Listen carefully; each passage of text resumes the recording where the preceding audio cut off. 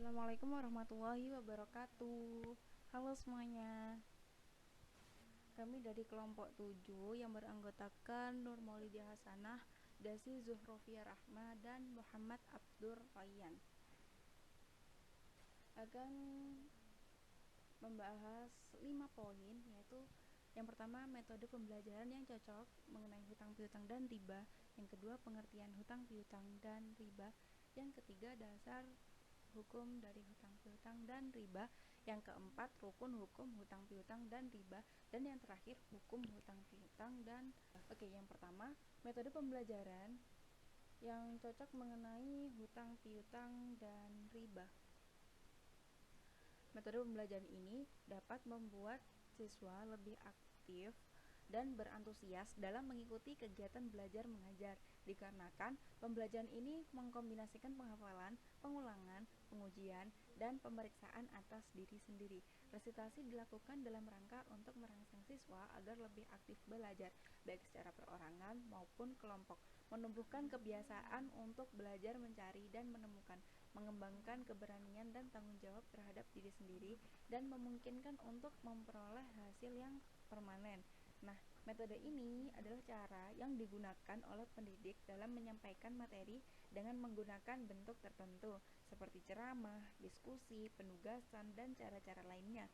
Seperti garis besar, metode adalah rencana menyeluruh yang berhubungan dengan penyajian materi pelajaran secara teratur dan tidak saling bertentangan, yang didasarkan pada pendekatan tertentu. Yang kedua, ada pengertian hutang piutang dan riba. Nah, sekarang pengertian hutang piutang. Hutang piutang menurut bahasa yaitu artinya memotong. Diartikan demikian kenapa? Karena orang yang memberikan hutang memotong sebagian hartanya untuk diberikan kepada orang yang menerima hutang. Dapat disimpulkan adalah salah satu akad antara kedua belah pihak, di mana pihak pertama memberikan uang atau barang kepada pihak kedua untuk dimanfaatkan dengan ketentuan uang atau barang uang tersebut harus dikembalikan persis seperti yang ia terima dari pihak pertama. Yang kedua, ada pengertian riba. Riba dalam arti bahasa artinya tumbuh dan bertambah. Sedangkan menurut istilah, riba adalah penambahan-penambahan yang diisyaratkan oleh orang yang memiliki harta kepada orang yang meminjam hartanya, karena pengunduran janji pembayaran oleh peminjaman dari waktu yang telah ditentukan. Kemudian ada dasar hukum hutang piutang dan riba. Nah, hukum hutang piutang ada akad yang diperbolehkan dengan dua syarat, yaitu pinjaman itu tidak memberikan nilai manfaat, dan yang kedua, akad hutang piutang ini tidak digabungkan dengan akad lain seperti akad jual beli. Terkait dengan bonus atau hadiah, mayoritas ulama membolehkan sepanjang tidak disyaratkan.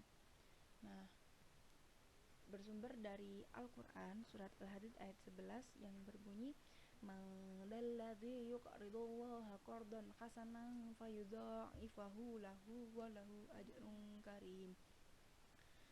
Dan surat Al-Baqarah ayat 280, "Wa in kana dzu usratin fanadiratun ila maisarah wa an tasaddaqu khairul lakum in kuntum ta'lamun."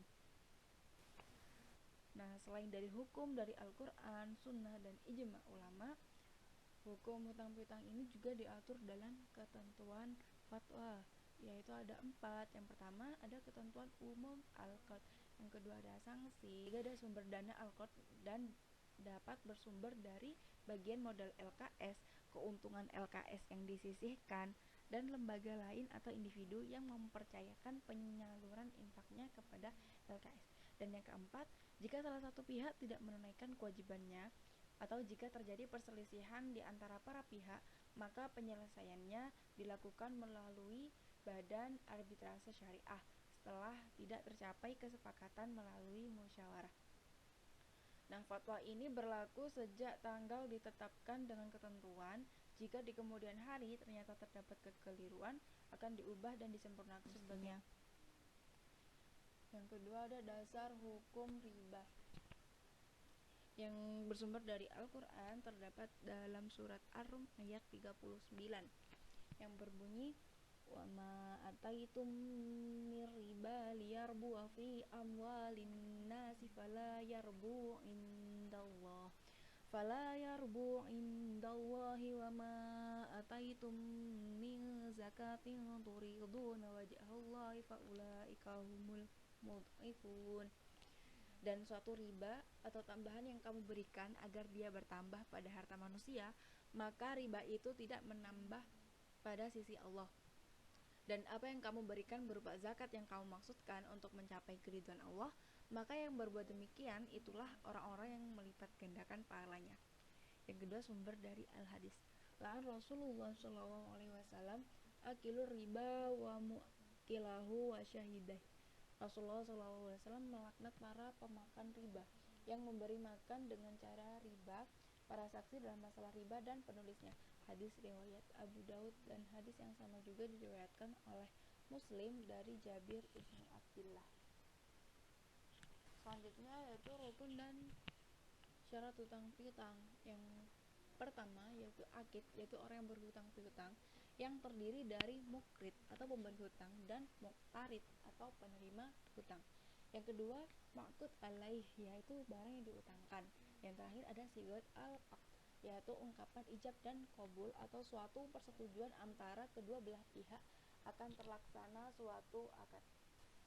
Dan yang terakhir ada hikmah hutang piutang dan riba. Hikmah hutang piutang, yang pertama, menambah rasa syukur kepada Allah atas karunia-Nya. Yang kedua, menambah rasa peduli dan empati terhadap orang yang membutuhkan. Yang ketiga, menumbuhkan rasa solidaritas terhadap sesama. Yang keempat, mempererat tali silaturahim dan persaudaraan. Yang kelima, menambah pahala karena sebagai ladang pahala. Selanjutnya ada hikmah dilarangnya riba. Yang pertama, riba ini menyebabkan permusuhan antara individu yang satu dengan yang lain dan menghilangkan jiwa menolong di antara mereka. Yang kedua, riba mendorong terbentuknya kelas elit yang tanpa kerja keras mereka mendapat harta. Yang ketiga, riba merupakan wasilah atau perantara terjadinya penjajahan di bidang ekonomi. Dan yang terakhir, mendorong umat agar rela memberikan pinjaman pada orang lain yang membutuhkan dengan modal pinjaman tanpa bunga. Sekian dan terima kasih. Wassalamualaikum warahmatullahi wabarakatuh.